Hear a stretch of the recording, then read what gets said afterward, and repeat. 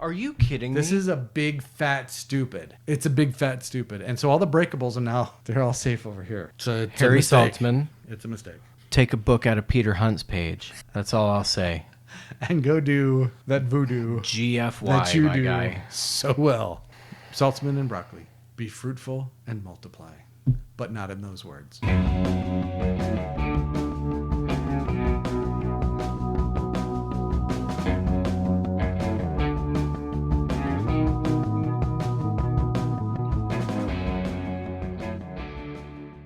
Welcome to Bourbon and Bond with the Boys. I'm Nick. I'm Dave. And we are back. Yes, it's super exciting. We have wrapped up all the Sean Connery movies, but we are very, very excited to finally get to dive in to the wonderful collection of Roger Moore as James Bond. I know you guys have been excited about this too. I am very excited about it, and so we're going to Knock it off. Let's not get too overly hyped up about this, okay? But there's an upside, because as everyone knows, here at Bourbon and Bond with the Boys, Bond's only half the story. We have a very nice bourbon to go with our movie today. It's spot on. Now, before we tell you how we picked this bourbon for this movie, let's just do a quick review. For our intro, we had a true English bourbon and Never Say Die. We had Jim Beam Honey in honor of Honey Rider for Dr. No. We had the glorious Triple R Russian River Rye for From Russia with Love. Yep. We had Larceny to go with Goldfinger because he's stealing stuff. We had the really horrible and tragic Thunder with smoked mesquite for Thunderball. We don't talk about it. We love her, not so much the bourbon. Correct. We had the Hatazaki, Oh, fantastic. finest Japanese whiskey to go with You Only Live Twice. We had the wonderful, just exquisite Widow Jane Lucky 13, which, as you see, has been replaced. We told you it wasn't going to take long. Oh, no. No. It was fabulous Yeah. to go with the Dumpster Fire. Yeah. And in our last episode, we found a really, really great gem, the Painted Stave Diamond State Bourbon from Delaware. Fantastic bourbon. We both loved it. Go out and try that one. Highly recommend it. So this time, again, Diamond State, Diamonds Are Forever was pretty simple. I think hopefully all of our matches made sense. Hopefully they're tracking. A little bit more obscure this time. We are going to sample the Four Roses Yellow, which we're both a fan of because, as you know, the inimitable Paul McCartney, Sir Paul McCartney, and his band Wings recorded our first 10 Bond song for Live and Let Die. Live and Let Die, fantastic song, great song, and was covered by Guns N' Roses. Very well by Guns N' Roses, hence Four Roses Yellow Bourbon. It's not that much of a stretch. It's really not. It's pretty good. Yeah. It's good. Yeah. So you crack that sucker open and I'll blather on about it. We both love Four Roses, and one of the reasons why we do. It's easy. We are well acquainted with Four not Roses. new. And we do, though, have a nice fresh bottle. Brand spanking personal service. That's right. We So do this for you. This is easy. This is kind. This is gentle. Widow Jane is a little bit like Brant, right? Four Roses, a little bit like Aki. She's kind and she's gentle. Oh, high pitch. A little high pitched. So, this is sort of Four Roses standard bourbon. The website says, for a new or casual bourbon drinker who wants an elevated yet everyday whiskey, Four Roses Bourbon is a Kentucky straight bourbon whiskey that can easily open you up to the world of bourbon. We both agree with that. Yep. 80 proof, minimum 5 years aging, very smooth, very easy to drink. I want to read you a quote from breakingbourbon.com. They say this about it. While the flavor profile of yellow could be considered well balanced and in a sense flawless, could be nothing, it is. It also lacks any characteristics that would make it stand out. I believe those characteristics make it stand out, right? But it's not like Widow Jane Lucky 13 where it's really complicated and has a big bag of knuckles. That's what he's trying to say. Combined with its low proof, yellow is very easy to sip and integrates well into cocktails without overtaking other ingredients. He goes on to say, because of the other products Four Roses has, it's pretty obvious this is on purpose. They made this bourbon for this reason, to be right here in its lineup, and it is a fine bourbon. I highly recommend it when you're out and you're especially at barbecue places, I guarantee they'll have Four Roses, and it's worth a try. Yeah, absolutely. And like you said, easy to drink, Very easy. nice and simple, great price point. Yep. This is an excellent bourbon for a very good price. I would be happy to pay $45-$50 for this, and it's not going to cost you that. It's under 30, I think, most places. Yeah, absolutely. It's absolutely worth drinking. And you can drink it neat. You can drink it on the rocks, whatever you like. Speaking of, how would you like yours? Rock me up there. Okay. Bubba. So yeah, excellent bourbon. We highly recommend it, but really no news for us here. We were kind of expecting this one to be good. If you're looking for something complex and unique flavors, the one we had in the last episode, that painted stave, that Diamond State bourbon, really unique, kind of unusual flavors. If you want to get slapped in the face before you're made love to, Widow Jane Lucky 13 is your woman. Four Roses is just going to be kind to you. There you go. And so, to Guns N' Roses, to Sir Paul McCartney and Wings, to Four Roses Yellow, we say to you, cheers. Cheers. It's pleasant. Yeah. It's enjoyable. Good flavor.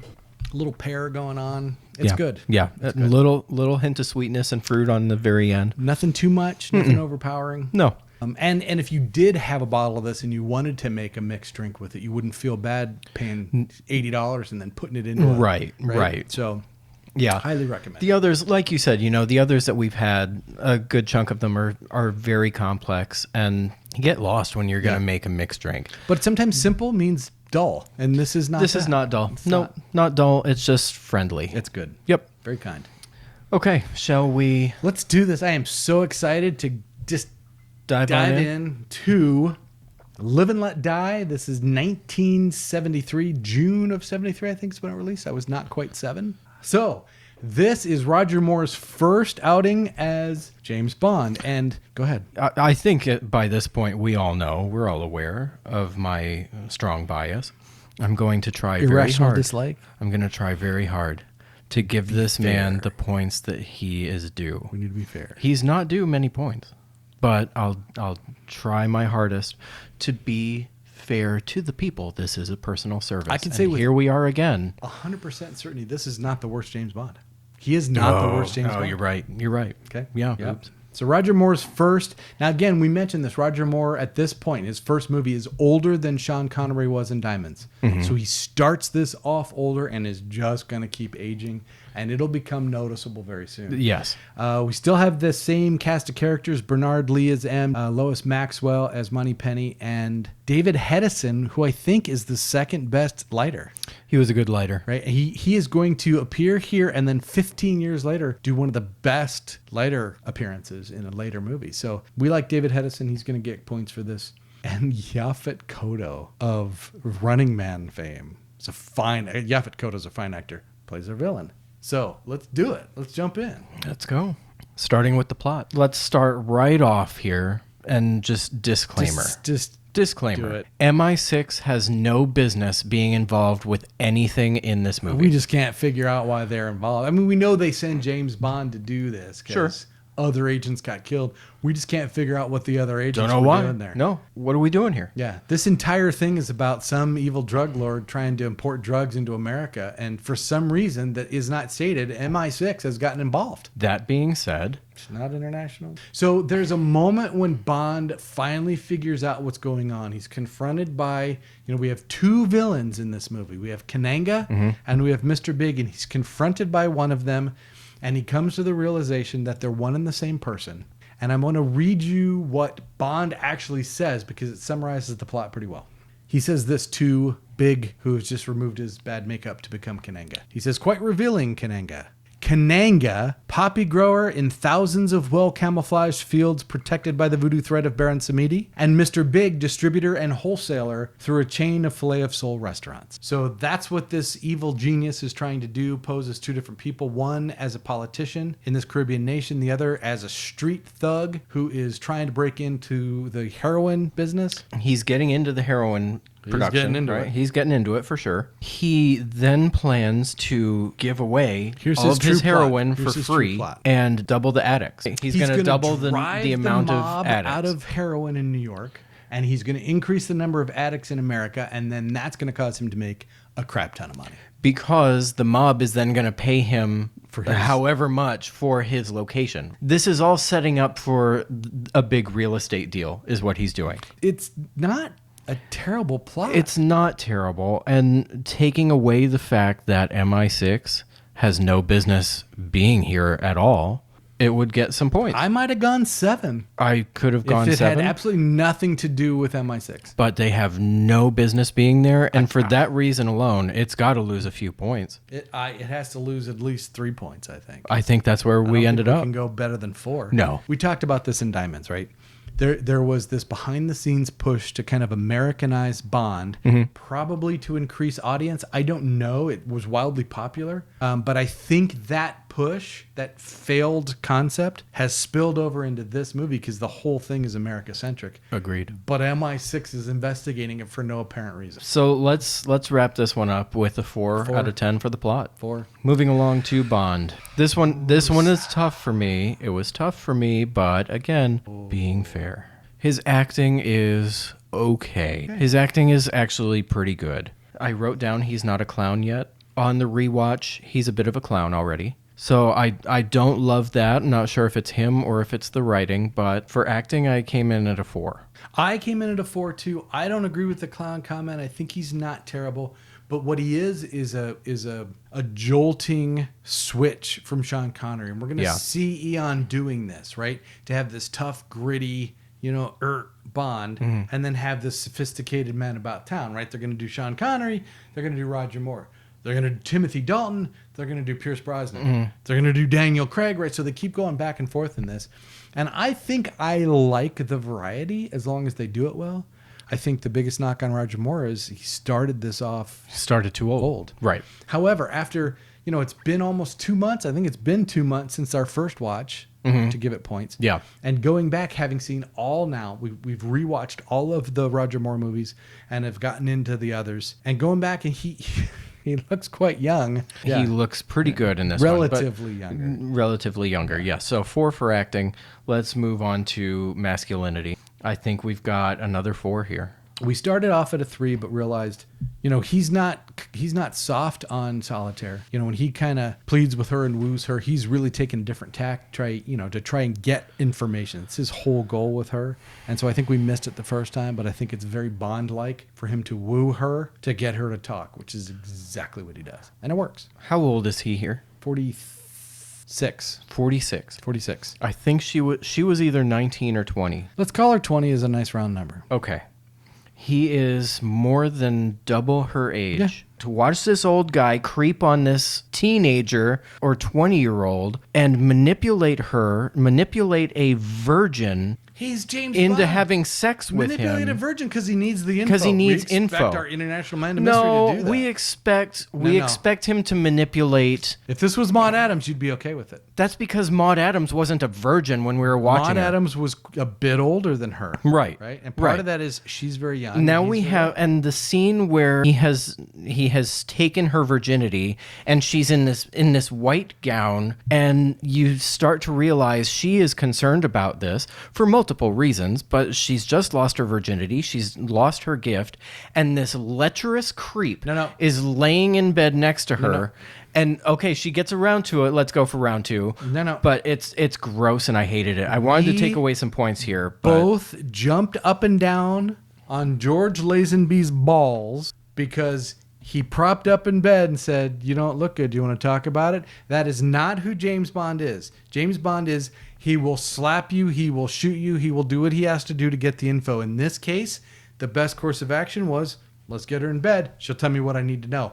I want my license to kill spy to not worry about the bad guy's girlfriend's feelings. Now, we all fall for her because she's beautiful. The fact is, she's working for the bad guy, and he figures out a way to get her to give him the information that he needs without worrying about her feelings, and that is James Bond. Now, I think the biggest problem you're having, so as we sit here at this moment in time, Nick is not 46, and neither am I. And let's be very honest, Roger Moore wears it way better than I did when I was 46, right? So he may be a little old to be starting to be Bond, but he looks pretty good for 46. All right. I felt that it needed to be brought up. Called out. So I brought it up. He's a lecherous hump. Because he's just, he's disgusting.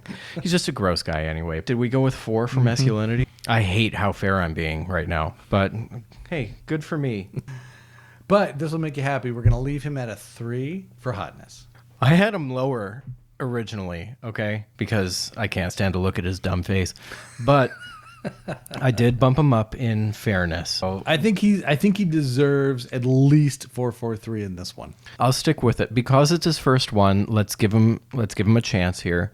I do agree with you that, you know, where points are due, they're due, and this is one of those times. It's not going to be his highest rating. No, There's one better. that I gave him. Yeah, I don't think so. Because it's a better movie. That can't be right. That doesn't sound you like just me. watch. You That just doesn't watch. sound like something I would do. So let's go with a 4 for acting, 4 for masculinity, and 3 for hotness for Roger Moore for a total of 11 out of 15 for Bond. We're in.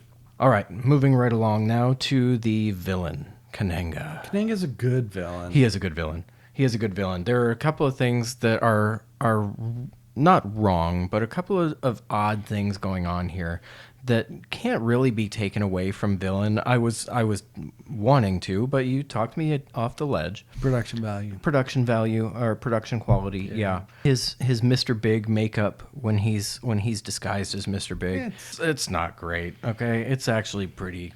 It's lame and a little bit racist. It's bad. It's pretty tough, yeah. But it's a cool scene where he takes it off, and then it becomes not a cool scene because he can't get it off. He can't get it all off. And then it ends up being like a little. Yeah. Now he's got to get a little. He's trying to. You can see the actor. I mean, Yaphet Kotto's a great actor. He is staying in the moment, and he is working on this, and it's just he really it's fighting him so bad. Yeah. Oh yeah. Ooh, the death scene. The death scene almost lost him a point in villain, but we're not going to do it. Yeah. Now that we're dealing with the villain, we're kind of forgetting that MI6 doesn't belong here. It really doesn't. So, you know, as far as the villain is concerned, it's a pretty decent. He's got a pretty good plan here. He's doing some cool things, I guess. As far as the villains are concerned, he's getting his hands dirty. We like to see that. He's not really holding the world ransom. He's not. If he's holding anybody ransom, he's holding New York ransom. Yeah. It's kind of odd. Yeah. He's just trying to make money. But he's not. a great But he's villain not scheme. asking for money. He will eventually. He's just hey, here's your chance to get hurting in as on many this people as huge possible. scheme. Yeah. So I think he's a decent villain. I think a 7 out of 10 for Kananga is a pretty fair rating. It's generous. Yeah. But I think the actor deserves it for sure. Because those other things come out of other places. Yeah. We've got to be fair to punished the it villain. elsewhere. So 7 out of 10 for him. For the henchman, Teehee he's really good. It's a little scary. He's really good. With the arm? But now it's not just metal hands like we had with Dr. Oh, No. it's the anti-Dr. No. Yeah. He still has there's still that cuff in there. Yeah, but whatever. But he can slice stuff. Yeah, he's got a blade somehow, some way on there. He's huge. He's a big dude. Yeah, he's a big dude. Great voice. I'm not sure how much he actually accomplishes. He kind of fails every task that he's assigned. Almost just in there to be menacing. Just to and he be, does that really well. just to be cool and have a good voice and just lurk around. Which he does. There is one thing that I have to say. He's defeated by a manicure set. He's defeated by, we're assuming, Q's manicure set. It's not. It's just he's defeated by a cuticle cutter. So there is that. He's pretty easily defeated. Well, look. Let me just grab my we cuticle docked him cutter a and full clip point. your deals. Yep, we docked him a full point. Yeah. He's a little easy to kill, and he doesn't actually accomplish too much. Much of anything. So he's a 4. He's a 4 instead of a 5. Let's do 4 out of 5. I'm fine with it. Yeah. Just because He's he's a badass. He is. And if anything, Aaron, Samidi? yes. If anything, he's peripheral henchmanness. He's peripheral henchmanness. Yeah. But he is a full point on his own to X Factor. Okay, so let's do 4 out of 5 for the henchman. Bond Girls was a bit of a challenge for us. We had a vigorous discussion. So going into this, our memories were, Jane Seymour very high. And, I think you struggled a little bit more than I did, but we both recognized, I wonder if we need to bring that down into reality a little bit. Yeah. What I found was it had been so many years since I had seen this movie. When Dave and I first watched it, I went, here she is. Here's Jane. I have these memories of Solitaire from my childhood and watching her in this movie. I loved her and watched it again today, and she's not up there. No. She's not there. I kind of glossed over a few things, namely her acting. Her acting is, I think, what lost her points for me. She's very young. Yes, and I really, think really, it. really I think young. it showed, and I didn't realize it. I certainly didn't realize it when I was younger watching this. I didn't. Well, we I didn't wouldn't, put though. two and two together. We wouldn't have. But today, watching her, the inexperience showed, the kind of not being fully in the role showed in a few spots. So I had to give her a 4 out of 5 for acting. The fact of the matter is, Jane Seymour becomes a very, very, very good actor. Yes. And this is early. Mm-hmm. She's not 100% there yet. And we just had to face facts. So knocking her point, not a huge change. Going No. from 5.55 to 4.55. Obviously, on the hotness scale, she's a 5. She's a beautiful woman, and there's really nothing more to be said. She's not Diana Rigg. She's not Diana Rigg, And that but becomes obvious. she's very pretty. She's good. She's very pretty, and she ends up, after she loses her virginity to a lecherous pig, she gets more on the sexy scale. She wants to have Bond in bed. She gets a little bit more sexy W-O-M-A-N. than this. Woo! This is getting watered down fast. Yeah, you can't nurse that sucker. But solitaire is not the problem. The problem really is Rosie. The other problem is we haven't covered Solitaire's character yet. All right, so Nick and I had a little bit of a disagreement now about character, right? So we kind of agree. Maybe she's not fully grown into acting yet. She's beautiful. She's 4.5. What do we do about character? I say 5. He does not. We had a little bit of a disagreement about Why she Who is she? or isn't a 5. So my frustration with this is the amount of times that you have crapped all over my parade when I want to give someone a 5 for character. And you say, no, well, how did they get there? Why are they this way? Why have they done this? Why have they done that? We got all of that with Tracy in On Her Majesty's Dumpster Fire. Yeah. We get very little of that with Solitaire. All we get is my grandmother had the sight, my mother had the sight, I have the sight. which is why she's working for Kananga. Why? But Nick's real problem is I don't understand why. because he doesn't have any choice because he'll kill her. But Nick's real problem is he doesn't buy the I can see the future with cards bit. So it's hard for him to go, well, yeah, that's just the way the movie was written because it's a voodoo movie. it's a James Bond movie that happens to have some voodoo Okay. in it. But I And mean, that's a problem. It's hard to say voodoo doesn't feature prominently in the movie. That's fair. But why is she there? How did she She's was there she just to tell the born future. Was she just born into indentured servitude? It sounds like that was about the size of it. But oh man, I'm not a big fan of it. I was at a 4. Dave is sticking to his guns at a 5. So because I have stolen the reins from Dave so many times and put my points all over his face, I'm going to give him this win that Solitaire will give her a 5 for character. It leaves Jane Seymour at a 14 out of 15, which I think is fair. It's I think fair she to Jane deserves Seymour. a 14. Yes. It could have been 13, but we're just accepting the fact that magic happens. Magic in the movie, it does until you're not a virgin, and then it doesn't anymore. That's just how it works. Our issue is Jane Seymour is not the problem here. Solitaire is not the problem in this movie. What's our problem, Dave? Rosie's a little bit of a She's a big problem. big problem because we keep having conversations about, is she this, is she that, and we're having a hard time nailing down who she really is and why. She is a CIA agent. We know that for a fact. This is, I think, her second op, and her first assignment was to assist one of the agents who got killed. Not a good resume. No, it's not a great start. So that's where she's coming from. And we had this discussion of, is she just a bag of ass actress, or is she playing a newbie agent? Who can't really Right. So navigate there's this, is it one or is it the other? a newbie agent who's got the struggle of being a secret agent and trying not to let that out of the bag, and it's hard to tell. Yeah. So I came in pretty low. You came in a little bit higher. A little bit. We compromised and went with a 2 for acting, kind of giving her the benefit of the doubt and saying you're trying to play a novice agent and just not accomplishing that very well, but okay, fine. Maybe she just wasn't given enough information. 2. Right. Let's go with 2. All right. Right. Hotness. She looks good in a bikini. I think she gets 3 points for the bikini. Oh man, I'm not a fan of it. I'll do it. I think 3. I'll for do the it just because I'm bikini. handing out W's to Dave today. Apparently, that's what today's all about. Sometimes when you're right, you can't be denied. All right, fine. 3 for hotness for Rosie Carver. Character. The fact that it's so difficult to tell where she is and why she's there and how she got there, and How is she even related or involved with Kananga? she's two-dimensional. She's really not. She's she's there to die. We always hammer the ones. She's that are a just there to double die. agent for Kananga. Why? How did that happen? She's just there to die. It's like she's wearing a red shirt through the whole movie. Sometimes characters show up and you're like, that person's there to die. And it's just a little lazy. She's a 2. She's a 2 give it for more than character. It was hard to give her 2, but if we're just accepting, magic points to be falling around She's everywhere. a double agent. I guess. That's 2. Yeah, okay, that's fine. 2 for character. So Rosie is a 2-3-2, and we've got Solitaire at a 4-5-5. That brings us to an 11. We got to round up. We did a rounder-upper. Yeah, we did a rounder-upper in So there. we gave a little credit to Madeline Smith, who plays the Italian agent who he's hiding from M. That deserved half a point. Okay, that's fine. Or maybe 0.4 of a point, whatever it took to bump. Whatever it takes, yeah. So we did round up. We have an average of 3 for acting, 4 for hotness, and 3.5 for character.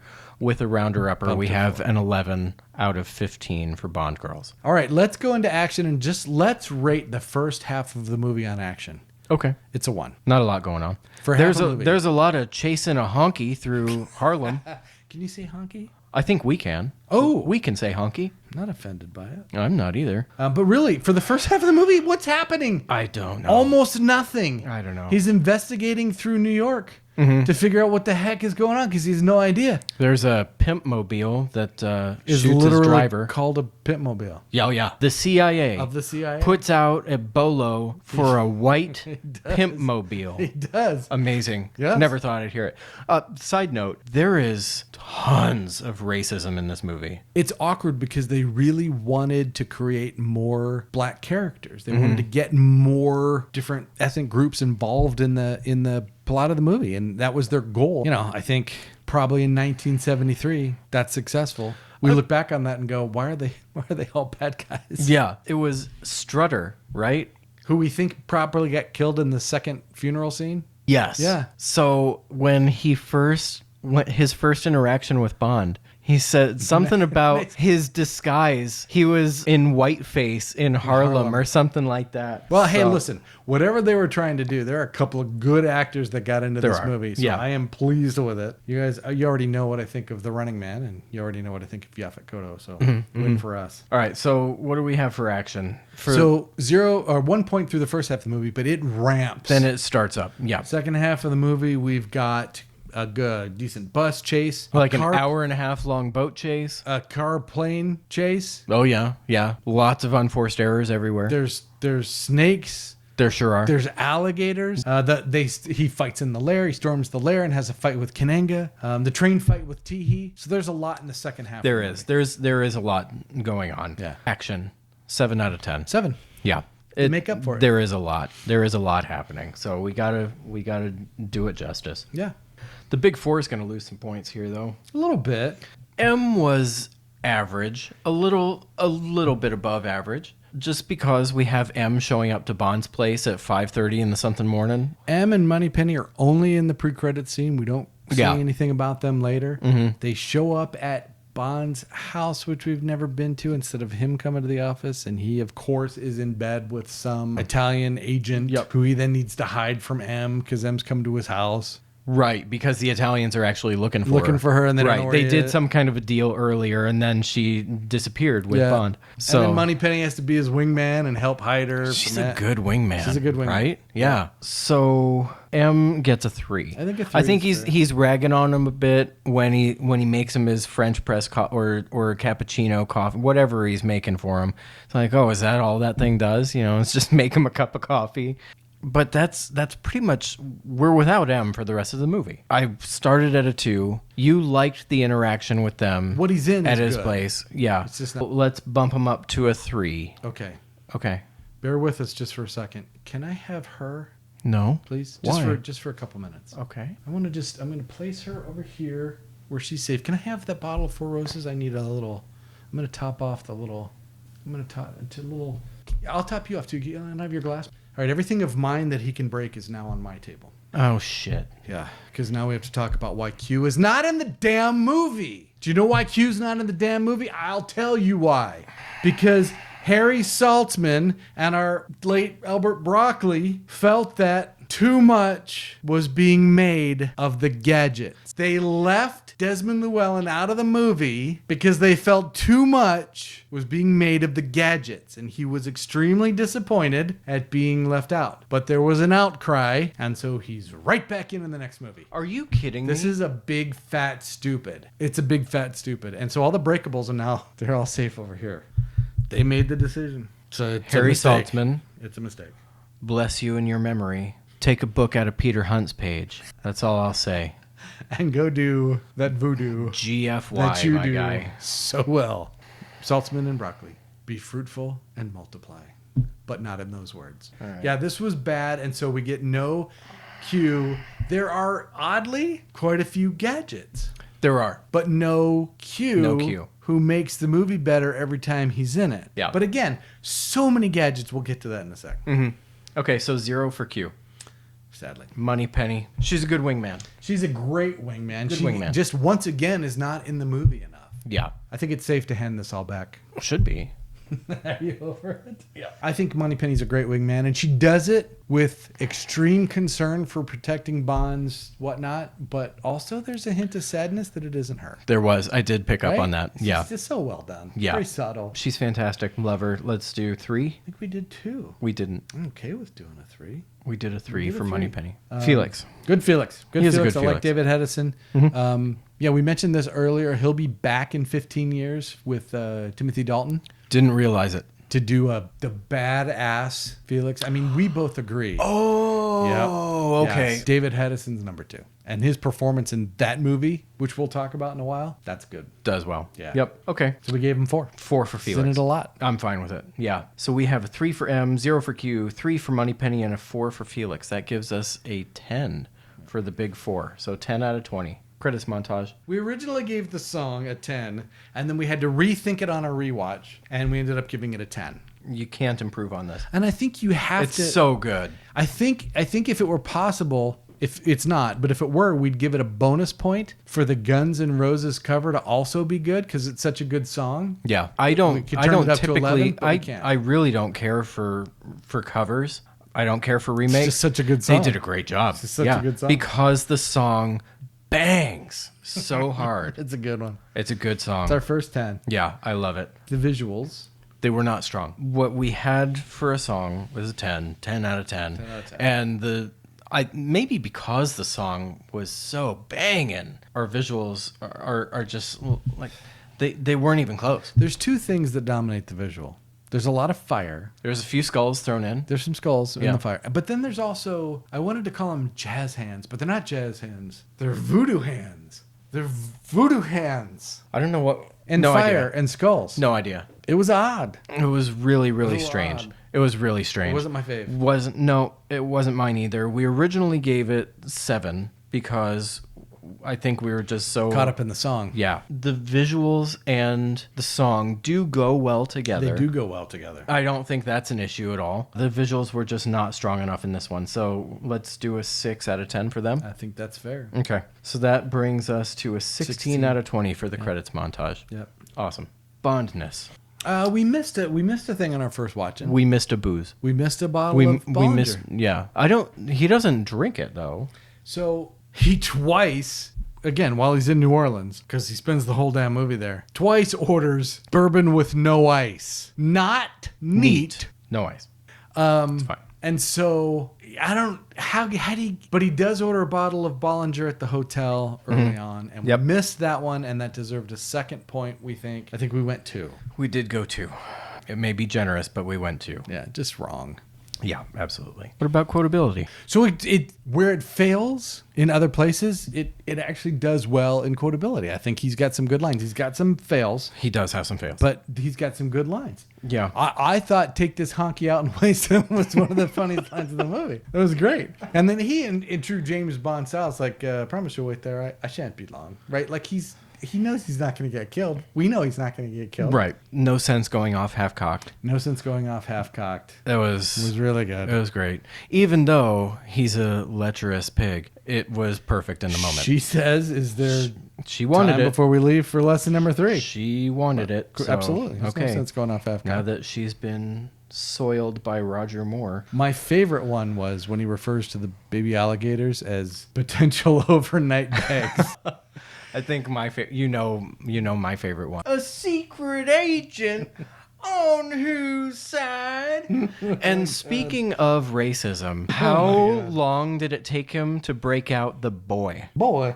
He called everybody boy. Immediately. He called everybody boy. When we watched this at first, Dave goes, oh my God, he's going to call him boy. He's going to call him boy. And it happened immediately. But then I felt better because the old white dude is driving the slow truck down the road. He calls him boy, He calls him boy, too. It was rough. It was pretty tough, yeah. Rough. He loses a little for the butter hook remark. Oh, he jeez. loses your favorite line at the end when Kananga dies. Oh, he had an It's an epic fail. An inflated opinion of himself. Oh, that's so bad. And then when he kills Tee, he tells Sully he was just being disarming. It's not good. Those are not good. No, they're terrible. And they're part of the reason I think he's already being a clown. He did have alligator shoes on during the alligator scene. Did you see that? I did not see that. That was his idea. He wore his alligator loafers during the alligator scene, which almost got the poor guy. So they named Kananga after the guy who owned the alligator farm that they used to film this at. His name was Kananga, and he actually is the stuntman in the scene that he runs across the alligators. He had to do it multiple times and almost died more than once, but he had to wear the alligator shoes so that it would look right in the shoot. Right. He almost got eaten.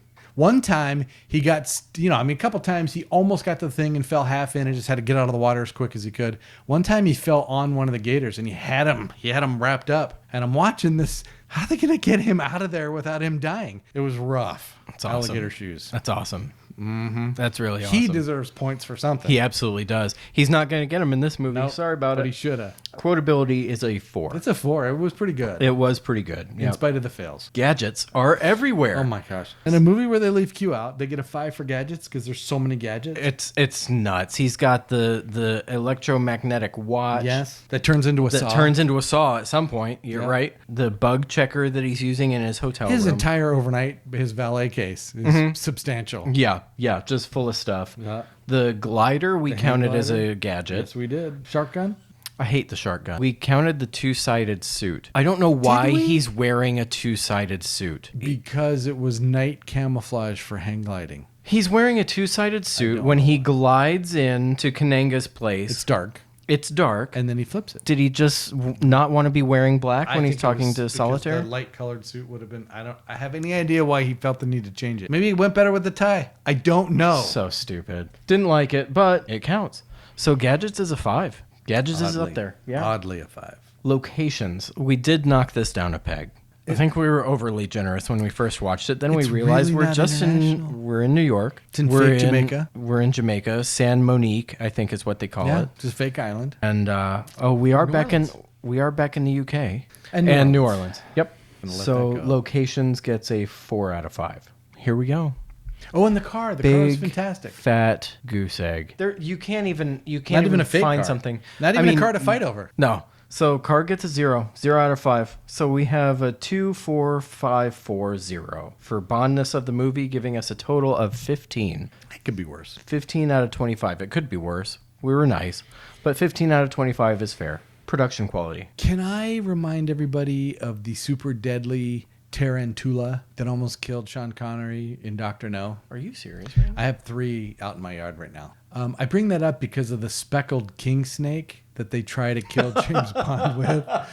Now, maybe you're not from the desert, but out here, king snakes are our favorites. They do all kinds of nice things for us. Love king snakes. And they put a speckled king snake into his room to kill him, which he burns with Kills with his hairspray. blowtorch. Kills with his hairspray. That's awesome. So he's used hairspray now and a manicure set. And I don't care what you say unless you say more than 1 point. You can say that, but don't say anything else. Okay. -1 for the ridiculously American long barrel 44, that ridiculous holster he's carrying it in. So James Bond in this movie is carrying a Smith & Wesson Model 29, 44 Magnum. I believe that's Dirty Harry's gun. He was either carrying a model 26 or 29. I think it's 29. 44 Magnum, biggest handgun in the world. Dirty Harry was already released 2 years prior to this. I think this may be, like you suggested, part of their effort to Americanize Bond. I know what you're thinking. Did he fire 6 shots or only 5? You know, and all the excitement, and even I lost count. Kind of lost track myself. Here's my opinion. If you're making a James Bond movie and you steal the gun from Dirty Harry, who the hell is making decisions at Eon Productions? Yeah, I'll go one further. If you're going to give James Bond Dirty Harry's gun, wouldn't you also give James Bond maybe more ammunition to carry with him so that he could reload his f***ing gun? Because he clicks out and ends up throwing the gun away and going with the trusty machete that's right next to him. I hate it. Sergeant Gates carries a speed loader with his 48 hours. Gates has got a speed loader. Anyone carries a speed loader for their revolver. So and he's already got the dumbass holster, okay? God. He could just rig up a full-on belt full of speed loaders and be able to reload his gun. But no, now he's got to be choosy with his shots. And instead of being able to plug Baron Samedi, he just tosses it to the side like it's nothing and grabs a machete, and that's how he's going to fight him. Why? Stupid. Give your actor dumbass that long barrel 44 Magnum. I don't know. In a movie. I don't know. It's got one purpose. For you to point it at the camera and let them feel intimidated. Yeah. Also a thing he doesn't do. I mean, what the hell? Give him the Walter and let's just be done with it. Yeah. It's James Bond. He's cool enough. Right. Oh, my God. It was dumb. That's that was tough. dumb. You know, -1 for the King Snake and -1 for that ridiculous gun. I like the Quirrell throwback, though. Did you notice Quirrell Jr.? So he hooks up the fisherman. It's Quirrell Jr. It's Quirrell's son, Quirrell from Dr. No. Yeah. That was cool. It was cool. To see I like that. Revisited. I like that. It loses points for the villain death. It loses It's many not points. MI6's business being involved in this. Loses points there. Sergeant Pepper's Lonely Hearts. All I could think about was Sergeant Pepper. I think a 6 is high. I think a 5 is right. Because of the things. And they weren't. That's the problem with this. There weren't a lot of things in this that lost at points, but there were things that stuck with us and we didn't like watching them. Yeah. That's what it was. That's what it boiled down to. It wasn't, we dislike so much of this or there was this giant bad explosion. That it was just it appealed to me more as a kid. Stood out. That's wrong for Bond. And it wasn't right. Kananga shooting the couch and the couch expanding and swallowing up Whisper and then explode. Hated that. I didn't like that one bit. Everybody thought he was going to shoot Whisper, and the good bad guys always do. Yeah. They have no problem dispatching one of their henchmen to test something out. Yeah, but we didn't want to make fun of the fat guy. I think we're at a 5. I think it's a 5. I think a 5 here is more than fair. 5 out of 10 for production quality. Last one, X Factor. Lots and lots of points for Baron Samedi and the Voodoo and the way that sticks with you as a kid. Yeah, absolutely. There are things that just stick in your brain, and he and the themes and Solitaire and the snake guy and all these things kind of stack up, and you remember them for years and years and years. I absolutely agree with you. You're going to disagree with this, but okay. I think it deserves a bonus point for this. We now have proof of how difficult it is to replace the actor playing James Bond. Yep. It's hard to do. Yep. They did it. You might not like him, but they did it without killing the franchise, and the movie deserves at least some credit. He did 7 movies. Yeah. And they made money. That's a fair point. I'm not going to argue with that. We've got the alligators, all the that snakes. Stuff. Yeah, there are lots The of things voodoo. there are lots of things that stick with you. Right? The King Kong tied up between the posts thing, and then they kill the guy with the snake, and then they're going to kill her with the snake. I mean, that's traumatic to a 7-year-old. Right. I'd forgotten about that. Yeah. Where he gives him a little boop on the snoot with the fake snake. Yeah. I saw that again today. He's just a little boop. Yeah, they said that actor was deathly afraid of snakes, and he actually passed out. Oh, God. I don't know poor if that's guy. true, but that's what they said. Are we at a 7? I think we're at a 7. I think it's a 5, but there are bonus points all over this, and I think Baron Samedi by himself bumps at 1 just for how cool and creepy he was. Yeah, he is cool. And the reports are he was the nicest guy and everybody loved him. Oh, is that right? Yeah. Okay. So All right. I'm fine with the 7. I think that's fair. And let's do some math. 7. All right. We'll step aside. We'll math it up. Back in a flash. We're back. And just like that, we've done math. Here we go. Right here.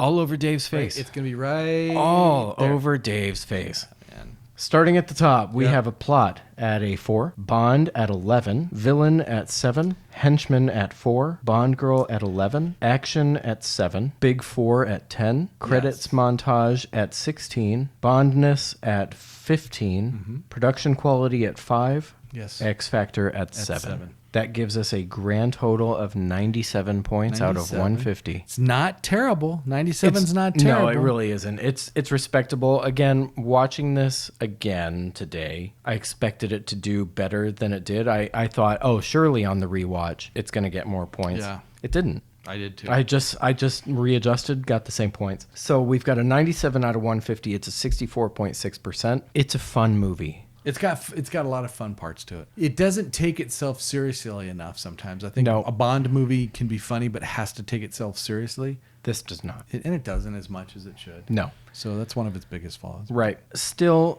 a decent score Yeah. for the first movie with a new Bond. Yeah. We're just going to pretend. I'm pretending the other guy didn't exist. We've moved straight from Connery into Roger Moore. That's a failed experiment. Yep. Right? It didn't work out. So now we have replaced a legacy actor, Yeah. a legacy character with a new person.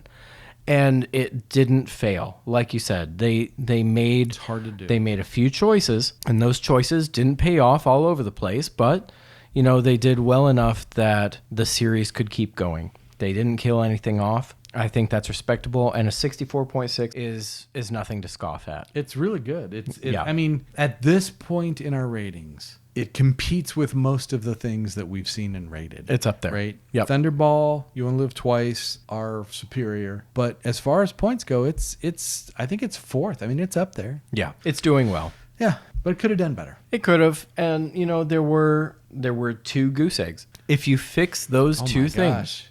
now you're really up there. If you fix those things and you make one less bad decision, this thing would score high. Yeah, it would do much better than it did. But again, you know, we made decisions, and we're You live with them. We're still trucking along. Yep. Gosh, I like this stuff. It's just good. It just is good. It may be a little too easy to drink. Dangerously easy to drink? I don't know if dangerously is the right word. I mean, it is only 80 proof. Let me answer you this way. Working with nerds, you sometimes get into weird nerd discussions. And one of the weird nerd discussions was, which is the best burger place? And people were adamantly fighting each other over which burger place they like. And I said, why can't we have all the burger places and then we can do a different have one all every the day, burger places, yeah. And so different bourbons for different moods, different events, different, Yep. sometimes you just, I don't want to fight with Widow Jane. She's sexy, but she's tough sometimes. Yeah. And sometimes I just need a little Four Roses. I just need a little something. A little comfort food. Yeah. It's a comfort food. Yeah. And so it's good. It's very Yeah. good. And that's what it is. And if you don't want that, then drink something else. But you should have one of these in your cabinet because there are going to be days where you just want to be You cuddled. just want something that's nice to Right? you. Yeah. Yeah. And it's not, a high proof, so you can sip it slowly and not be a bumbling idiot. Yeah. You won't get your butt kicked like we did a couple episodes ago. I say that trying not to be a bumbling idiot. Don't be a bubbling idiot. I'm doing my best. Good stuff. Thank you, Four Roses, for this. We love it. It's fantastic. And we still have plenty of this left, but Four Roses, we sure do love you. Don't let the fact that we have How plenty much do you love left- us? Yeah. Feel free to stock us up. I don't want you to feel shy. Send us things. Yeah. Sure. Okay, what do we have next? Okay, so I think we're going to one of Roger Moore's best. I think the next movie has got some stuff, really likable stuff. And we're going to have an interesting bourbon. It's the man with the golden. Yeah, okay. Yeah. And an interesting bourbon to accompany that movie. And it's up here, right? So if you can pick it out, bonus points for you, even though they have no value. Yeah, absolutely. We're happy to award arbitrary points that mean absolutely nothing We're to very anyone happy to. as long as you make the right guess. Yep. Yep. So, as we always say, feel free to like, comment, subscribe, send us your comments, send us your criticisms so that we can flex our rightness all over you. We love doing it. It's one of the things that gives us joy. Almost as much as we love you. No, no. Never going to say that last bit out. Until next time, I'm Nick. I'm Dave. Cheers. Cheers.